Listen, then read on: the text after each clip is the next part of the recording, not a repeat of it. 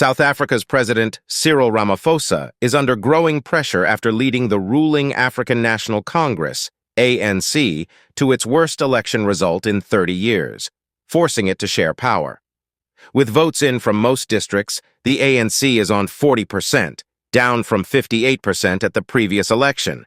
This is lower than the party's feared worst-case scenario of 45%, analysts say.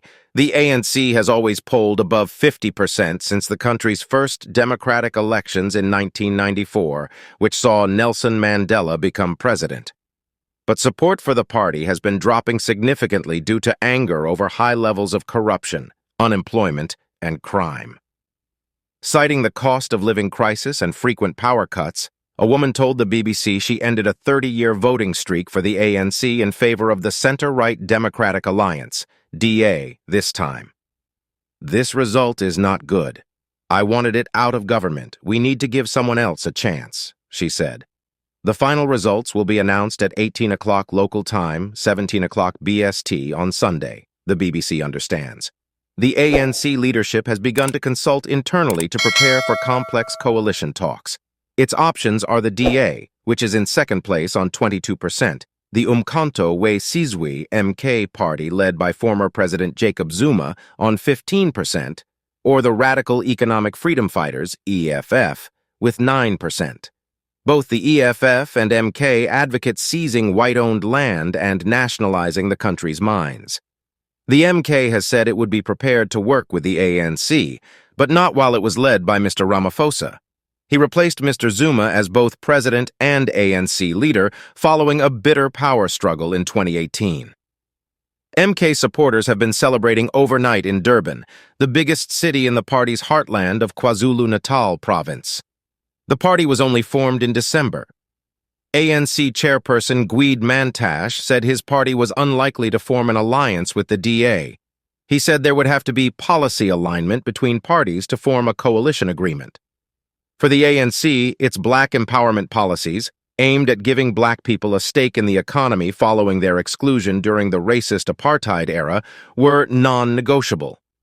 He added that any coalition partner would have to agree to the National Health Insurance (NHI) bill, which promises universal health care for all, signed into law earlier this month. The DA opposes both the NHI and the ANC's black empowerment policies.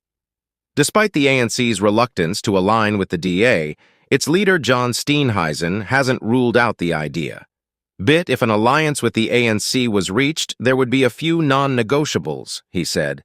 Respect for the rule of law and the Constitution, a social market economy that treats the private sector as partners in the growth agenda.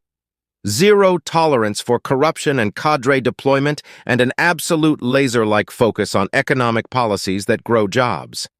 Mr. Steenhuisen also told the BBC he would have to consult pre-election coalition partners before considering any negotiations.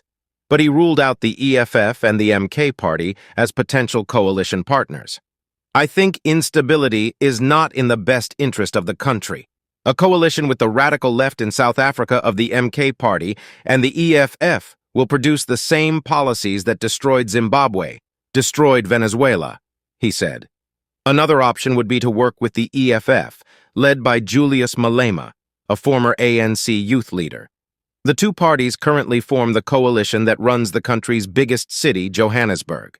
A record 70 parties and 11 independents were running, with South Africans voting for a new parliament and 9 provincial legislatures. The DA has signed a pact with 10 of them, agreeing to form a coalition government if they get enough votes to dislodge the ANC from power.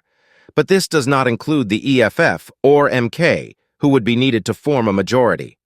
As the parties scramble to form alliances, Kenya's former president Uhuru Kenyatta, who is leading the African Union Election Observer Mission in South Africa, offered some advice for forming coalitions. He said coalition governments need to focus on areas of agreement instead of differences. "I can only wish them well and hope that the leadership will take this decision by the people in a positive frame," he said. Kindly like, subscribe, and share your thoughts in the comments section.